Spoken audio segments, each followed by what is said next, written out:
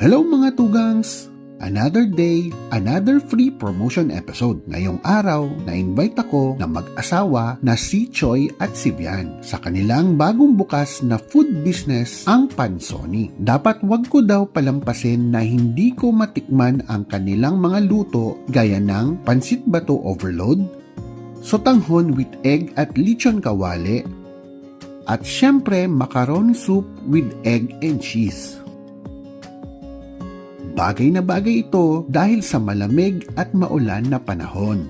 Isa sa mga nagustuhan ko dito ay bawat order mo ay freshly cooked at isa-serve ito sa iyo na mainit pa. Kaya sobrang masarap talaga. At syempre, hindi lang dahil sa masarap ito. Malaki din ang servings pero ang price ng kanilang product ay very affordable. Pwedeng-pwede ko itong masabi sa inyo na budget meal talaga. Visit Pansoni at stall number 8, Face the Wall Food Court sa Barangay San Francisco, Naga City. Tita Choy, masarap po ang lato ko sa macaroni po.